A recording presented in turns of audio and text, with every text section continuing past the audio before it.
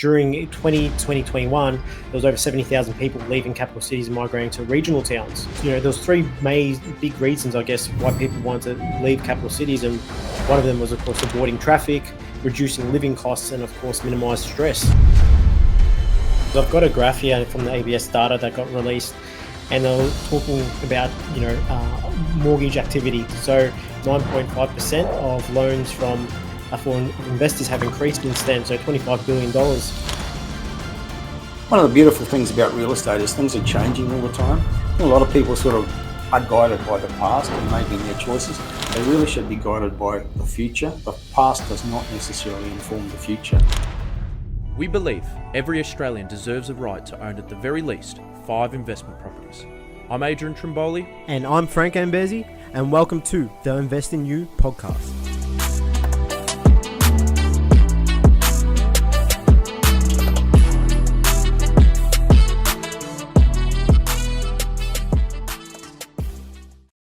So today we have a special guest. Gentleman goes by the name of Terry Ryder. He's the founder and director of Hotspots reports. He's one of the leading research analysts in the Australian property markets. Very well known, been in the space for a good 30 to 40 years, investing in property.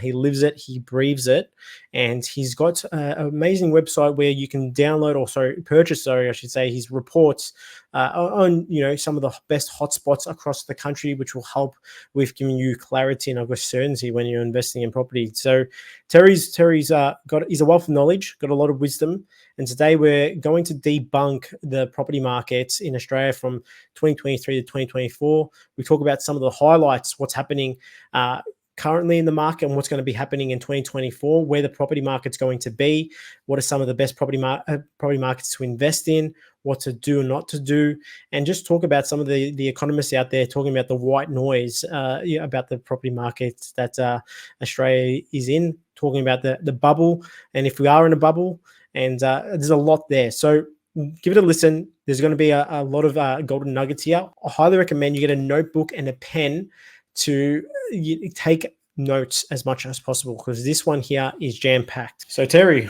will the property market crash in 2024? I can't think of any reason why it would. I think all the important indicators would suggest that something very different is going to happen. I know, and media love stories about the market crashing and prices plummeting or nosediving or falling off a cliff.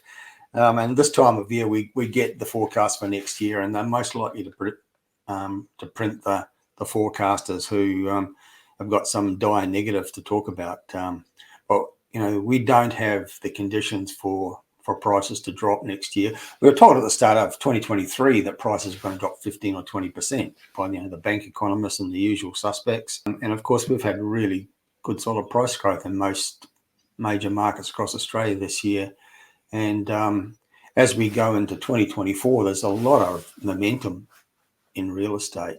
And the key word, I think, is shortage. We have a shortage of everything. And when you have a shortage, prices don't collapse, they tend to rise. And I think that's what I'm expecting to happen in 2024. In most places, not all. Yeah, it's quite interesting because at the start of the year, like you just said, 15-20% negative growth in Australia's property market. And then when you look at the data for this year, places like Armidale, in Western Australia, 22% increase, Elizabeth in Adelaide, 33%, and, places like Bundaberg, over 20% gains.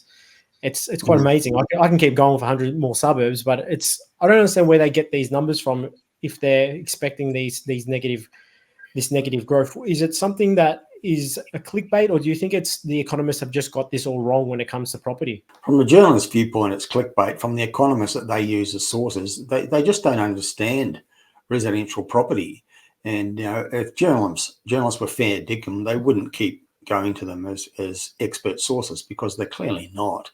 And they wouldn't publish their forecast because their track record is so poor. Look, they're economists, and economists aren't real estate specialists. They're not real estate experts. They turn their attention, if you're the senior economist for ANZ Bank or Westpac, you turn your attention to the housing market once in a blue moon. It's not what you're living and breathing every day like you are and like we are here at Hotspotting. And they bring in an economist view, and they have their pet theories of how things should work. And the fact that so often the results that happen are so different from their forecast, proving that their theories are wrong, but they just won't give up their theories. They just keep. It's like the definition of insanity. You keep doing the same thing over and over again, expecting to get a different result, but you keep getting the same result because your methodology is wrong. They think that what's happening with interest rates is the biggest thing dictating what will happen with real estate markets. In fact, and some of them think it's the only thing. Now, history has proven that wrong again and again and again. 2023 was a great example. It absolutely refuted the notion that rising and high interest rates means real estate prices will fall.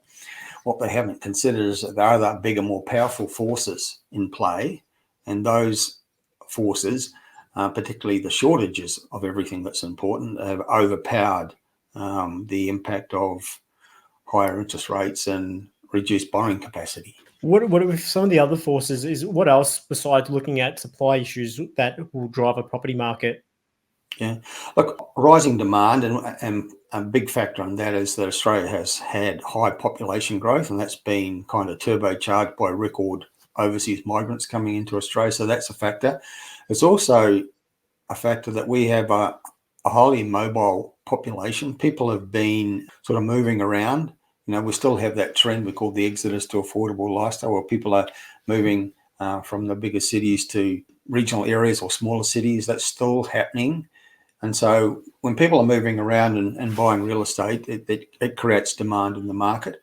We have some cohorts that have become more and more prominent, like downsizers, for example, has become a very prominent cohort in the market, and their activity has created demand. We've got overseas migrants coming in, and we've also got, I saw some stats the other day showing that sort of single women have become more and more a force in real estate markets. So women sort of acting independently as investors and home buyers rather than as part of a couple has become a growing force in the market. So all those things are part of the mix. And that's happening at a time where we have shortages. We haven't been building enough new dwellings. We don't have enough listings of properties for sale, and we have a chronic shortage of rental properties. We've got two competing forces: rising demand, reduced supply, and the only outcome you're going to get from that is rising prices. Yeah, it's quite interesting there. Like, there's a lot of gold in that. And I was doing a bit of research. I remember looking at the Regional Australian Institute, that article and some data revealing that 1 in 5 metropolitans leave, capital cities and move to regional towns, which is quite interesting. And, during, 2020, 2021, there was over 70,000 people leaving capital cities and migrating to regional towns. Yeah. And since then, everyone's saying, oh, it's a COVID boom. It's a COVID boom. Don't worry. All these people are going to migrate back to the capital cities. But since then, it's still 11% above the COVID average. So, you look at that and you're like, okay, well, what's the reason? And, so, there's 3 big reasons, I guess, why people want to leave capital cities. And one of them was, of course, avoiding traffic, reducing living costs, and, of course, minimize stress. And it's quite interesting. Since then, we're starting to see, I think capital cities are still performing quite well across certain sectors. But you look at some of the regional towns, some of them are outperforming the capital cities. Yeah. Well, that's another way in which media misinforms us. Media is just chock full of misinformation about real estate. And one of the biggest ones, one of the biggest furphies is that this exodus to affordable lifestyle, as we call it, was caused by COVID lockdowns. It's been underway for much longer than that. And as you've observed, it's people are seeking a different lifestyle, getting away from the congestion and expense of the big cities, seeking affordability. But it's all enabled by technology. More and more people are able to work remotely, and that's what it's all about, and that's why it's still continuing. It wasn't caused by COVID at all, and it continues quite strongly, and we're still seeing very good growth in regional markets. Yeah, definitely. I was looking at I was doing a national snapshot of on SQM, and I was looking at national housing levels or listings, active listings, and I was comparing from 2012 to where we are currently in 2023, and I think it was something like a 39% decrease since then, and it's just been less and less stocks been coming on the market. And it's quite funny when I look at, there was an economist in the Financial Review, Joe Masters for Barrenjoey, talking about there's going to be more supply coming next year in 2024. It's going to help the property market. But once again, you look at building approvals keep reducing month after month, year after year, and it's not like it's getting any better.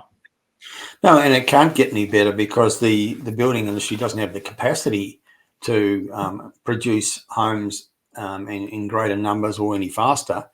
The federal government says it's going to build $1.2 million homes in 5 years. Well, we've never in the history of Australia built that many in 5 years, and we can't in this particular 5-year period because we've got all these problems in the building industry of builders going broke and shortages of everything. And we've got this massive infrastructure spend happening around Australia, and that's sucking resources out of construction out of residential construction into, infrastructure construction. So, there are quite serious problems. Again, shortages of everything in the building industry, which means we just can't build the houses that we need. And I've always pinning things in front of my desk. I've got cork boards and all sorts of things, and I'm looking at things that I've put up there about supply and demand, and vacancy rates is one I'm looking at right now. We're just showing that how much vacancy rates have been just coming down and down and down for the last, for 8 years, but particularly in the last 3 or 4. And the only sort of spike of increased vacancies was when COVID, when we had all those lockdowns and borders were closed. Apart from that, it's been a very, very strong trend. And it's not a new thing. And what's amazing is that our politicians are just so, they're just incapable of dealing with it. They've got no ideas of how to turn this around. And, you and I can see what they need to do, but I don't know if it's because the solutions are politically unpalatable. They keep tinkering around the edges. The federal government's come up with a piece of genius in the last few days. They're going to slug foreign investors. Slugging foreign investors happened 5-6 years ago, and it didn't fix housing affordability. What it did was reduce supply, because a lot of big projects didn't happen because they didn't have the pre-sales to foreign investors they need to get finance to build the big projects. So it's going to happen again. So they're going to make the situation worse while trying to give the impression to the public of Australia that, hey, look, we're doing this to improve affordability and the rental crisis. In actual fact, the opposite will happen. Foreign investors aren't the problem, but that's what we do in Australia. We don't fix problems. We find scapegoats and we vilify them. Investors of all sorts have been blamed for all these problems. They're the solution, not the problem. And until politicians realise that and actually incentivise property investment, we're never going to fix this problem. So that means shortages will continue, vacancies will be low, rents will continue rising, and that's, generally speaking, a pretty good equation for property investors in 2024. That's quite interesting with the foreign investors. Do they make much up of the market cap when it comes to making purchases here in Australia compared to the Australian citizens? Do they make what? Sorry? Much of the market cap. Do they make up much of the market cap for purchasing property in Australia compared to the Australian citizens? They're a very, very small part of the market share. That's why it was so ridiculous that 5-6 years ago they had this big clampdown and slugged them with these new taxes and said, hey, we've fixed housing affordability. Well, they weren't the problem. What politicians and economists and journalists have to understand is that at any point in time, you can take any point in history for as long as I've been alive, the biggest cohort in the market at any point in time is home buyers. They're like, investors are like maybe a third at their peak, but in recent years, investors have been less than that. They've been maybe 25% of the market. It means that 3/4 of buyers are home buyers. That's why prices are rising. It's home buyers competing for property, but it's not politically palatable to recognise that and take action about it. So they think that investors are unpopular minority. Let's slug them and give the impression we're doing something about fixing it, but they're not. And for that reason, affordability keeps getting worse, and the rental shortage keeps getting worse. Yeah, and it's quite interesting because I've got a graph here from the ABS data that got released, and they're talking about mortgage activity, and it's quite interesting that since February to September this year, the mortgage investment stock has increased. So 9.5% of loans from foreign investors have increased since then. So $25 billion, and it's quite interesting that's increasing. I think investors are starting to see a real hotspots starting to happen around certain areas around Australia and starting to get Yeah. into the action where, of course, like you said, owner occupiers are pushing up the majority of those mortgages, which is quite interesting looking at this data here. What do you think investors are seeing? Because it's interesting where interest rates keep going up and up and up since May 2022. And now they're starting to see since February this year to September, because that's the latest data that we have from ABS, they're starting to see this as an opportunity. Like we said, we're starting to talk about all these things. What are you seeing? Because I know you speak to a lot of investors as well. What are they seeing as well, and what's their motive? Look, I think smart investors see a couple of things. They see the shortage, they see the low vacancies, they see the rising rentals, and that represents opportunity. But they're also seeing that in certain parts of Australia, there's potential for above average capital growth. And you've nominated a couple of locations amongst many in Australia. You mentioned Armidale, an affordable suburb of Perth. You mentioned some of the suburbs in the north of Adelaide. People are seeing they can still find affordable options where they can get loans and buy and get above average rental yields in some of these more affordable parts of cities that are growing. Adelaide continues to be a growth market. Perth has been a fantastic growth market for the past 3 years. Very competitive. It's hard to buy well there because property is selling so quickly. And of course, in regional Australia, there are many opportunities as well. So I think the smart investors are seeing those opportunities, and if you buy in the right places, we often do a little report card on ourselves on like our top 10 best buys report.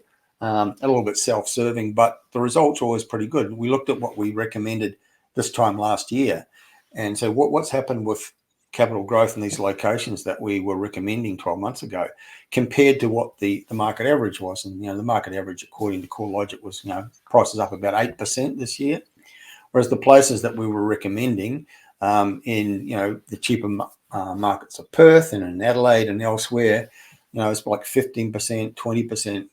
In some cases, more growth. So if you choose your locations well by investing in good advice and good information, you can do so much better. I mean, the norm has been pretty good this year. 8% growth in the year is a pretty good year. And Perth has been 13%, and Sydney and Brisbane have been about 12%. So that's good. But these places we've recommended as the best places have done much better than that. Yeah, definitely. And like you said, if you do the right due diligence and the right research, you definitely will get greater returns than what the Australian average is for this year. It's worth investing in advice and information. Frank, a lot of people sort of try to penny pinch their way to success, but if you spend a few $1,000s on good advice and good information, and you end up buying in a place where they've had, say, 20% growth as opposed to the national average of 8%, you've more than paid for the money that you have invested in advice and information, the money you've invested in a good buyer's agent like Fresh Start Advisory. I know you guys are good at what you do. You've recouped the fee in a couple of months of superior capital growth. It's false economy not to do it. And I think people really, really need to understand that. Yeah, 100%. It's quite interesting. I had a client that signed on last week, been looking in the market for 6 months himself trying to do this. And, in 6 months, the market has moved, enormous amount in some of these suburbs. Like you just mentioned, some of those suburbs we've purchased in, 20% or more, some of these properties have shifted. And he's just cost himself, tens of thousands of dollars, if not hundreds of thousands of dollars by just trying to do it himself. But now signing on with us in the space of 2 weeks, we found him a property. And so it can shortcut your journey to getting, building wealth much faster and quicker than, the average norm. It can save you time, a lot of time, because there's a lot of legwork in finding a good property and doing all the due diligence. If you've got a good buyer's agent on your team taking care of that for you, it saves you a lot of time. But it also can be a catalyst to making decisions. A lot of people find it really hard to make decisions and move forward, and they procrastinate and they have a wait and see attitude, and they just miss these great opportunities. So there's all sorts of advantages in investing a relatively small amount of money in good advice, good information, a good buyer's agent, so you can move forward and get on the path. Definitely. And before we'll touch on a bit more about research and how to find these these hidden gems. But when it comes to looking at a property, what do you look at as an A grade investment property itself? From, you've been doing this for quite some time now. You've got a pretty significant property portfolio. What are some things that you can give to the listeners here that they need to look out for? Well, I mean, location is obviously a really, really key factor. And the individual property is important, but the location in which it sits is more important. And we look for certain factors, certain criteria that we always look for. Strong, diverse economy is really important to us. We're happy to invest in regional areas because, you get affordability, better yields, great capital growth if you pick the right ones. But we don't want to invest in a town where it's just agriculture or it's just mining or just tourism, like a coastal town. Might be attractive, might be sexy, but if it's the only thing that's holding up its economy is tourism, it's very vulnerable, and therefore it's property marketed. So we want diversity.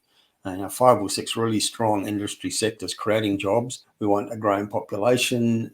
We look for infrastructure spending. That's a key factor. We know from experience that locations that have a big infrastructure spend are places that have big capital growth, because that generates a lot of economic activity. It generates jobs. People come to live in the area to work on the projects, and many of them stay because they like the lifestyle. Sunshine Coast is a fantastic example. In recent years, that $20 billion infrastructure spend, as property values, in some suburbs, they've kind of doubled in 3 years. So that's possible. There are other places around Australia that are on a similar path now, like Toowoomba in Queensland. There are quite a lot of examples around the country, and that's what we do with our reports. We have a big emphasis on that in our reports. We don't actually spend a lot of time in our reports talking about the property market. It's there, of course, all the stats are there. But we devote a lot more space to talking about the economy, the diversity, the employment issues, but in particular, future prospects, which largely depend on what's happening, what's being built, what's the infrastructure spend, what are the projects that are underway or proposed in that area, because that's what generates the growth. So we look for all of that. And once you've found those gem locations, then you can start looking at individual properties. And that's very much up to the individual. Do they want a low maintenance set and forget property, or do they want something that's a value adding opportunity where they can maybe renovate or build a second dwelling on a larger block of land? That's up to the individual. What is a great property, depending on their strategy. But the location, that's one thing that I think all investors would have in common, wanting to get that location that's going to deliver superior growth. There's a lot of hidden gems there. Hopefully people go back, listen to that, take a notepad and a pen. That's valuable there. And I guess some of the key points I want to touch on, you talked a lot about capital cities and then like a lot of regional towns. People have this misconception where you can only get capital growth in a capital city. From my understanding, some of the best property markets in the last 5 years have all been regional towns. Yeah. What's your take on capital versus regional? Look, it's just one of those furphies. Myths and misconceptions abound in real estate, perpetuated by media and economists who don't really understand.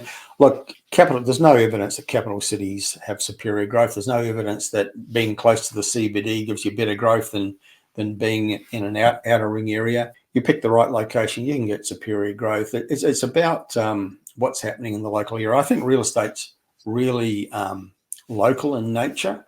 We don't have an Australian property market. We don't have, a Melbourne market. We've got lots of different things happening within, a big city, within a state. So the trick is to find those locations that have something happening that's above the norm, that can be the catalyst to superior growth. But you're right. In the last 5 years, regional Australia has been competing very strongly with capital cities on capital growth. In some cases, has been exceeding it. That's still happening.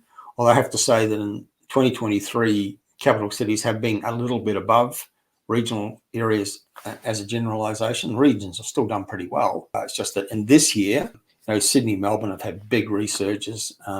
Brisbane also has had a big revival. One of the things we look at, Frank, whereas media focuses on what's happening with median prices, we look at sales activity as a forward indicator of prices, and we analyse that every quarter. And what we've seen is the start of the year, that a lot of markets were struggling. Perth and Adelaide were still strong, but most places were a little bit struggling. But as the years gone on, Australian markets have moved into revival, and then from revival to even stronger than that, more like a boom. And Melbourne's done that. June quarter, big recovery. September quarter went to another level. There's just been this big uplift in sales activity in Melbourne, Sydney, Brisbane, other parts of the country at a time when interest rates were high and rising. And according to the economists, this should not be happening. And they're scratching their heads. And we're seeing articles saying that 2023 was the year that surprised everybody. Well, we weren't surprised. You weren't surprised. We were watching it happening, and it was making a lot of sense. It's just that, these people just don't understand it. I think it's all about interest rates. Well, as it turns out, it wasn't. Yeah, with sales activity, it's quite interesting with some of the data, because some of these areas, like some regional towns, there's less and less sales listings coming onto the market. So the data you start to see less and less properties coming on the market. That then creates more demand, because if there's already high demand, of course, that creates a lot of more demand on property prices. Do you see that with some of these regions, especially like places like Bundaberg? It's still doing extremely well. Of course, some of the sales activity can be quite low because there's not many properties, but I've seen rents, as we've got clients' properties there already, rents have increased dramatically, 30 or 40% in the last 2 to 3 years. And we're seeing capital growth. Some of these properties are nearly doubled in the space of 3 years. When we look at that, is that something as well to keep in consideration and say, okay, well, there might not be much activity or indicators of sales activity, but there's still high demand in these markets? Is that something you look at as well? Yeah, absolutely. It's the balance between supply and demand that's important. And you're right that sometimes it appears that demand is low but it's because there's so few listings. But, I think there are indicators that can tell you what's really going on in that market. And, you can also talk to people. And I think that's what people should do more often. You can phone local valuers, for example, or local agents or buyers agents are active in these areas and find out what's going on. Because quite often the anecdotal evidence at street level is way more important than the stats that come in the media. Because, the price data is usually months behind, and they're not necessarily on the mark anyway. Quite often, market intelligence, by talking to people who are at the coalface, is more valuable in terms of finding out what's really going on. And you're right about places like Bundaberg continues to produce, so it's several years now, a really good price growth, but still very affordable.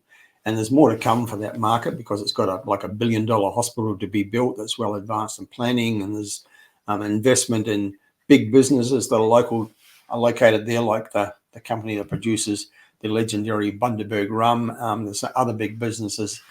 I know this area really well because my in-laws live there, and it's a place that reeks prosperity. It's a fantastic place for growing stuff. It's got beautiful beach areas.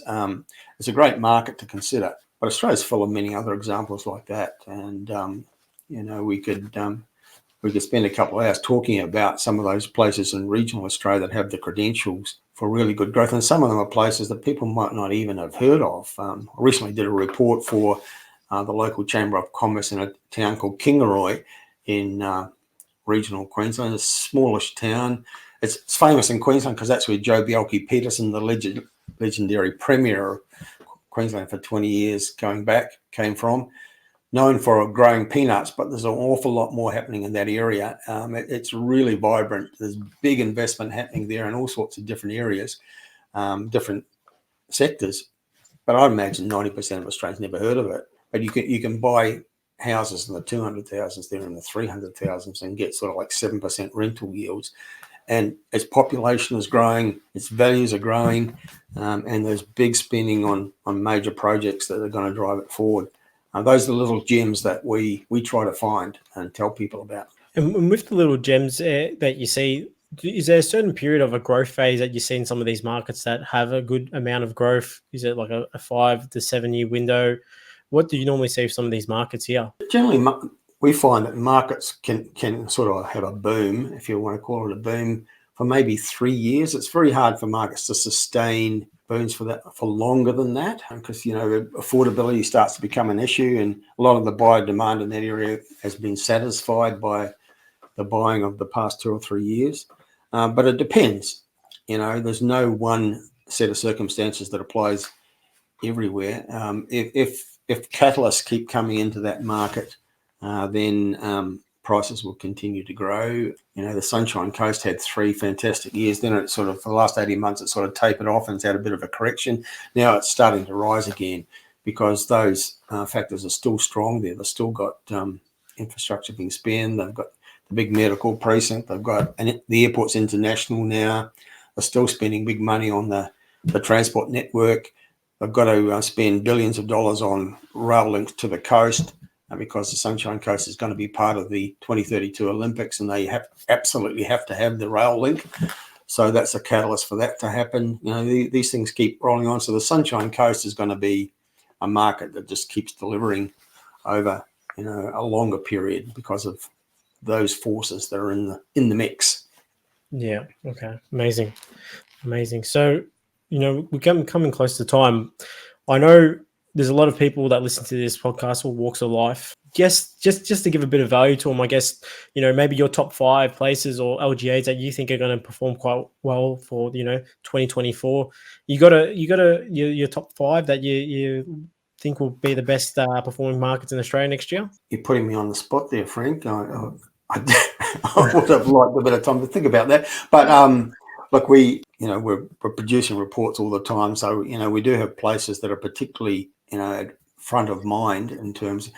One of the things is that we sort of think that Perth is sort of showing signs of, you know, it's been really hot, but it's not going to be so much so in 2024. We think regional Queensland is going to be one of the markets for people to be in. Still a big fan of Toowoomba, which has had a couple of years of growth, but I think it's got a lot more to do. So that would be in my my top 5. We also have seen a big trend of people opting for apartments more and more. I think this is a relatively new thing, but we've sort of identified it, you know, and so we've seen inner city suburbs in Melbourne, Sydney, Brisbane, where apartments dominate, rising demand. You know, markets like, you know, Collingwood and Carlton in inner Melbourne, for example, the inner west of Sydney would be high on our list because they're just getting so much demand. People for lifestyle or affordability or downsizing are opting for these places, well located, but more affordable when you might be paying $2 million for a house, but you can get into an apartment for 600,000 or 700,000, less in suburbs like Carlton. So those inner city markets would be on our list. Other parts of regional Queensland, like I think Gladstone is a market worthy of serious consideration. Again, it had a boom bust thing happening 10 years ago, and it's got a bit of a negative attached to it for that, but there's lots of positives there, very affordable. So we would certainly have that as a place to consider on our list. Yeah, and Adelaide's still very good. Some markets in regional South Australia never gets talked about, keeps performing, above average price growth and rental growth, very low vacancies. Places like Mount Gambier and Murray Bridge in South Australia. So I can't sort of give you 1, 2, 3, 4, 5 because I'd really need time to think about it. But those are some of the places that we would consider. Regional Western Australia, Bunbury and Geraldton would be part of the on the short list to consider to make a top 5 for us. Yeah, amazing. And I guess, look, just quickly touching on this point, you get a lot of people, they get a bit scared with WA because of what's happened in the past. From what I've seen, the premiers have, changed the resource sector. They're trying to not make it too reliant on one sector in WA. And you've seen a big change and a shift since we had that negative growth in WA to now. Things have really changed. Plus, you're seeing population starting to increase rapidly in some of these areas. Places like Bunbury over 2.8% year on year nearly. So what's your take? Do you see a big opportunity there? And can that market go back to where it was, 5 to 10 years ago? No, I think you're right that the state government in Western Australia has been very mindful that it's vulnerable because there was this big reliance on the resources sector. And so it had these boom bust things happening in its economy and therefore also in its property market. And so they worked pretty hard to try and broaden and strengthen the economy through infrastructure spending, through sort of attracting other big industries like shipbuilding is one that they've worked pretty hard on, trying to get a slice of that, where Adelaide's got a big chunk of building vessels for the Navy. Perth has sort of got some of that action too. So I think it's going to be less likely to have that sort of slump that it had after the big resources boom of going back a few years. So, and it's still an affordable city, great lifestyle. We're just seeing signs of the level of demand starting to moderate, as it inevitably must after it's had 3 really strong years. It's done incredibly well, but I don't think it's going to reverse. I don't expect that to happen in Perth like it did previously. One of the beautiful things about real estate is things are changing all the time. I think a lot of people sort of are guided by the past in making their choices. They really should be guided by the future. The past does not necessarily inform the future. Places change. The Sunshine Coast used to have 10 years of no growth. You never would have recommended it, but you could see that the future was much better because of the infrastructure spend, and it did. It really took off. And so it's those sorts of markets that we're really interested in. People sort of know I don't want to buy there because they've got a poor record. Yeah, but we don't care about its poor record. We care about its future. That's what we try to identify with our reports. Yeah, focus on the future, not the past, and don't let the past dictate your future. Really? Yeah. So, no, amazing. Look, there's been a lot of value here. I think people go back, listen to this if you are listening or watching this on YouTube. I got one final question to end this with. I actually got 2. I wouldn't mind seeing what's behind your computer board to see all those little snapshots of locations and reports that you have there and all the articles that you keep, which would be quite interesting. But last thing, let's say you wind the clock back. It's your first time you're about to buy an investment property. It's maybe you're 20 years old, 25. What would you tell yourself? If I could go back and give myself advice as my 20, I often include that in some of the things that I do. What advice would I give for the young 20-something-year-old me? One would be never ever sell, because one of the mistakes I made back then is that I had good real estate, which today would be so valuable, and I paid a tiny little sum of money for it back then. But I didn't understand that the way to achieve wealth in real estate is to accumulate good assets and keep them. So I think that's an important lesson. Don't try and buy and sell. You don't trade your way to success. Buy good assets and keep them. And the other important lesson, we've already touched on it, is be willing to invest in good advice and good information. Don't skimp on that. Have a budget for that. Be willing to, you need to have a good accountant and a good mortgage broker and a good buyer's agent on your team, and find people that are really good and keep them on your team and keep going back to them for advice and information. If you do that, you're going to have a much better chance of success. Have a mentor. The people are most successful in any field of endeavor. People have mentors. I mentor people, and I have a mentor, and my mentors have mentors. It keeps going. People who are smart never stop wanting to learn. They don't think they know it all because they've been successful. They want to keep improving.